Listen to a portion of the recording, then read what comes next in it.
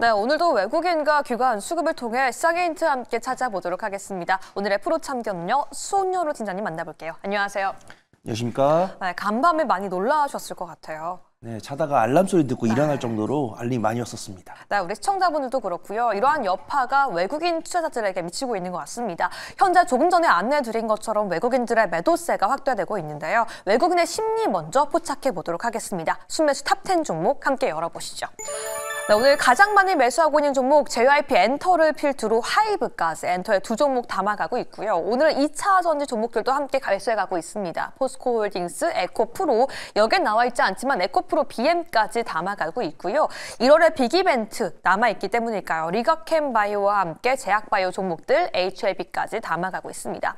특히나 오늘은 경기 방어주 성격의 통신주를 외국인 투자자도 기관 투자자도 담아가고 있고요. 삼성전자와 SK하이닉스 는 매도하고 있는 가운데 10위권에 삼성전자 우선주는 위치해 있습니다.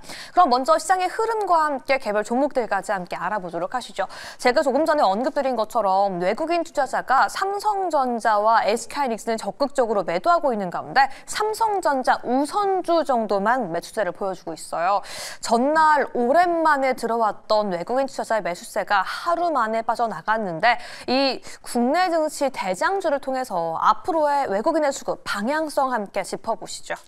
네, 우선 지금 삼성전자 우선주가 외국인 순매수에 들어와 있지만 네. 탑10에 있습니다. 그쵸? 그러면은 외국인이 사고 있지만 많이 산다는 얘기는 아니에요. 그래서 삼성전자나 SK하이닉스 물론 호재보다는 악재가 좀 많은 상황 속에 있어서 삼성전자 같은 경우는 종종 가수급상으로도 외국인의 순매수가 확인됐었는데 정산수급 같은 경우는 외국인의 순매도가 진행이 되고 있기 때문에 외국인의 순매수 경향은 이어지고 있다라고 보는 것이 맞을 것 같습니다. 그러면 결국 삼성전자 우선주는 삼성전자의 우선주 역할이기 때문에 결국 주가의 중장기적인 움직임은 같이 할 수밖에 없어요. 근데 단기적인 움직임의 변화는 삼성전자가 우선주이기 때문인 것 같습니다. 그래서 확실하게 외국인이 삼성전자를 왜 사고 있는지 이야기를 안 알려주고 있기 때문에 왜 사고 있다고 확실하게 말씀드리기는 어렵겠지만 그 전에 이제 주식시장에서의 경험을 봤을 때는 삼성전자 우선주 같은 경우는 의결권이 없지만 배당을 우선적으로 받을 수 있고요. 삼성전자 우선주 같은 경우는 삼성전자보다는 유통주수가 적기 때문에 내가 이 삼성전자에 대한 방향성은 다소 좀 불확실하다고 볼 수 있겠지만 삼성전자라는 우리나라에서 가장 시가총액 1위라는 기업을 봤을 때 악재가 추가적으로 나올 가능성이 없을 때 반등이 나올 수 있을 때 나는 이 삼성전자 계열 종목 중에서 어떤 종목을 샀을 때 가장 큰 반등을 얻어갈 수 있을까? 이런 모멘텀이 있다고 판단합니다. 근데 안타까운 것은 삼성전자를 둘러싸서는 삼성전자 물론 엔비디아발 이 HBM3E랑 HBM4에 대한 퀄 테스트를 통과해서 납품을 했으면 좋겠지만 현재까지는 HBM2라든가 HBM3 입장만 수출이 되고 있는데 그 수출이 중국 쪽이라는 거죠. 근데 중국 같은 경우도 히토리를 무기로 해가지고 미국과 가하게 싸우겠다라고 이야기했기 때문에 삼성전자 우선주에 대해서 외국인이 왜 순매수하는지 이성적으로 설명을 드릴 수는 없을 것 같습니다. 하지만 이 삼성전자 우선주라는 특징을 봤을 때는 외국인의 순매수가 일부 들어오는 부분들은 이해를 할 수 있으니까 단기 매매적인 관점으로 매수를 하고 있다. 그렇게 판단해 보면 좋을 것 같습니다. 좋습니다. 삼성전자 우선주에 대한 전략까지 함께 세워봤고요. 또 하나 체크해 봐야 하는 게 오늘 엔터주를 두 종목이나 담아가고 있습니다. 간밤 계엄령 속보가 나온 직후에 섹터별로 나왔던 대표적인 종목이 바로 엔터주였는데요. 계엄령이 발효된 그 시기부터 전국적으로 축제와 공연의 차질이 빚어질 수 있다는 우려감이 감돌았기 때문입니다. 그러면 현 시점에서는 이러한 우려감이 모두 해소가 되었고 다시 한번 이전의 시장이 이야기했던 만큼 엔터주에 대해서는 긍정적인 기대감 품어봐도 괜찮을지 아니면 이런 우려에 대한 여파가 계속 될지 체크를 해봐야 될 것 같아요. 네, 그렇습니다. 저 역시도 앵커님도 마찬가지로 계엄령을 겪어본 적이 없잖아요. 그쵸? 그래서 저 역시도 이제 국방 생활할 때 계엄령이 있다라는 것만 알아봤지 어떤 절차라든가 그래서 그 절차를 통해서 며칠간 진행될 것이다 이런 답이 없었기 때문에 사실 어제 밤 11시에 굉장히 놀랐습니다. 근데 다행히도 6시간 만에 계엄령이 해제가 됐기 때문에 엔터 관련 종목들에 대한 뭐 국내 공연이라든가 해외 콘서트라든가 이런 것들은 제약이 없을 거다라고 판단을 하고 있고요. 오늘 상승 종목이 하락 종목보다 상당히 적은 가운데 외국인과 기관이 오기다라고 판단하는 종목들을 매수를 하고 있는데 추가적인 악재가 나오지 않을 것이다라고 생각하는 종목들과 그 다음에 규제 완화로 성장성이 담보가 될 것이다라고 보는 부분들과 미국 관세의 영향으로부터 상대적으로 좀 자유롭지 않을까 판단된 종목들의 외국인의 수급이 들어오고 있는 것 같아요. 그중에서 가장 수급이 강하게 들어오는 것이 엔터다라고 판단을 하고 있고요. 올해 1분기에 상대적으로 보이지 못했던 실적이 3분기에 정상적으로 돌아오면서 엔터 관련 종목들에 대한 저평가 매력도에 대한 투심이 돌아오는 것이다 라고 판단을 하고 있고요. JYP 입장에서도 지금 3분기 안정적 실적을 발표하면서 올해 상반기에 계획했던 재계약이라든가 해외 공연이라든가 국내 공연에 대해서 차질 없이 진행을 하겠다 이런 이야기가 나오면서 올해 하반기랑 내년 상반기에 대한 실적 향상에 대한 기대감이 있는 것 같습니다. 그래서 지금 JYP 엔터 같은 경우는 오늘 처음 부각된 게 아니고 JYP 엔터가 부각된 지가 한 2주가 넘은 것 같아요. 근데 그런 상황 속에서도 외국인과 기관에 점진적인 매수가 꾸준하게 들어오고 있기 때문에 매수 의견은 드리지만 바닥 대비 많이 올랐기 때문에 분할 매수해 보시면 좋을 것 같다. 그렇게 판단하고 있습니다. 네, 팀장님의 말씀처럼 오늘 하락 종목이 훨씬 많고요. 외국인 역시 매도 우위를 보이고 있기 때문에 오늘 탑 10에 있는 종목들은 외국인들이 아마 옥석을 가린 종목들이 아닌가라는 생각이 드는데요. 그러면 이 종목 내에서 손여로 팀장님께서 보시는 탑 1 종목은 어떤 종목일까요? 네, 역시 우리 시청자분들께서 좋아하실 만한 종목, 변동성이 강한 종목이 아닐까 그렇게 판단돼요. 네. 그래서 리가켄바이오 오늘 꼽아보도록 하겠습니다. 이 제약바이오주라면 HLB도 있는데 오늘 리가켄바이오를 꼽아주신 이유가 있을까요? 네, 우선 탑2에 들어있기 때문에 외국인의 순매수가 굉장히 많이 들어오고 있다고 판단을 하고 있고 알볼이라고 하죠. 네. 알테오젠, 보로노엘, 리가켄바이오 국내 제약바이오 중에서 플랫폼 ADC를 담당하고 있는 3대장입니다. 그래서 알테오젠 같은 경우는 가장 빨리 좀 실적까지 보여주면서 치고 나가는 모습들이고 이제 보로노엘이랑 리가켄바이오 같은 경우는 성장성으로 주목을 받고 있는 종목들인데 해당 종목들의 차트를 보면은 단기간에 급락을 한 사례가 보이고 있습니다. 그래서 이 기업들이 성장성을 갖고 있는데 이 제약바이오를 둘러싼 단기적인 악재가 2가지 정도 나오다 보니까 로버트 케네디 보건복지부 장관 이야기, 그다음에 기준금리 동결 이슈 이런 것들이 나오면서 그다음에 특허권 침해 이런 뉴스까지 나오면서 ADC 특허 관련 종목들에 대한 단기적인 차익실로 나왔는데 이 종목들에 대한 외국인과 기관의 순매도세가 굉장히 많이 나왔고 그 어떤 종목도 이 악재에 적극적 영향이 없기 때문에 매수 타점을 잡아보면 좋을 거다라고 판단했었습니다. 하지만 그런 관점 속에서 기간 조정이 마무리되어가는 과정 속에서 이동평균선 위에서 외국인의 순매수가 들어오고 있으니까 긍정적으로 봐야 되지 않을까 판단해서 골라보도록 하겠습니다. 네, 리가켄바이오까지 오늘의 탑픽으로 선택해봤고요. 과연 현 시점 기관 투자자는 어떤 종목에 대한 매수 흐름 보여주고 있을까요? 기관 투자자 탑10 종목 함께 열어보겠습니다.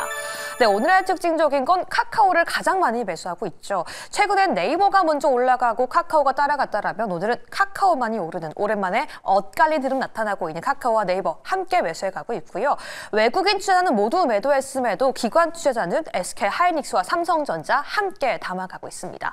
이 뒤를 이어서 외국인 투자자는 SK텔레콤을 담았다라면 기관 투자자도 경기 방어주 KT를 담아가고 있고요.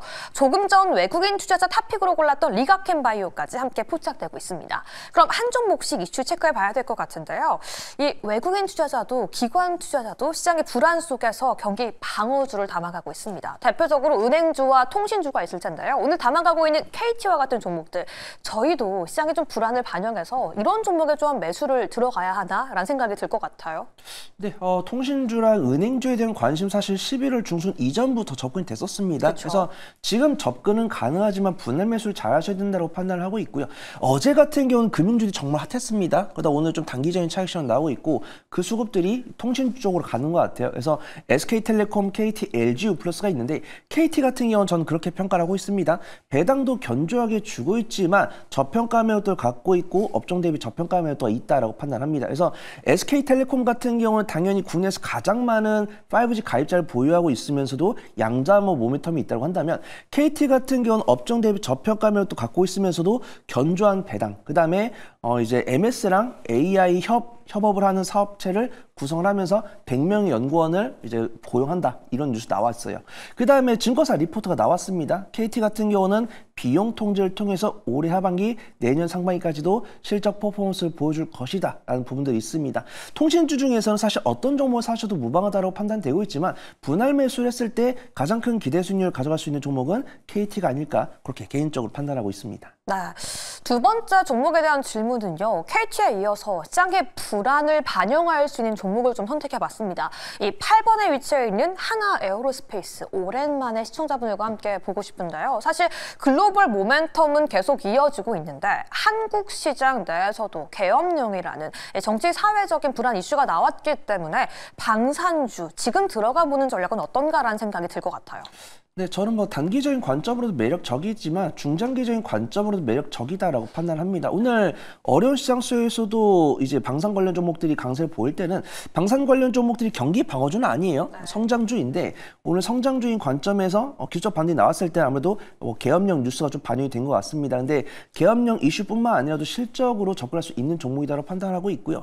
헤즈볼라랑 이스라엘 휴전 가능성, 러시아랑 우크라이나 종전 가능성이 이 방산 기업들에 대한 실적에 마침표를 찍지 않을까 그런 우려감을 표할 수도 있는데 생각보다 휴전했지만 총격전을 발생을 하고 있고 러시아 같은 경우도 우크라이나를 도와줄 때는 그들의 어떤 전쟁이 끝나지 않을 것이다. 이런 이야기가 나오면서 방위산업에 대한 걱정은 하시는 것은 이해가 되지만 내가 이 방위산업에 대해서 분할 매수를 잘한다 라고 했을 때는 이슈를 확인하고 접근해 보셔도 될 것 같아요. 그래서 오늘 기관의 순매수가 들어온 이유는 조금 단기적인 이슈 덕분인데 접근은 좀 충분히 가능하다라고 판단을 하고 있고요.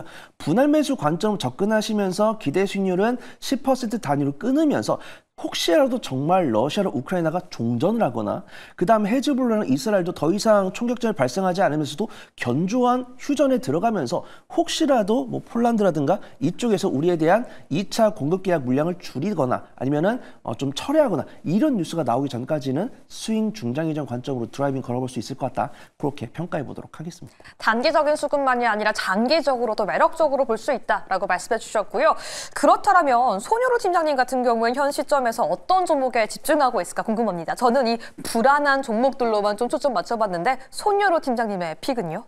네, 저도 마땅히 뭐 안전하다라고 생각되는 종목을 고른 건 아닌데 네. 카카오 한번 골라보도록 하겠습니다. 카카오요. 오늘 네이버보다 오히려 강한 게 카카오죠. 이유가 있을까요?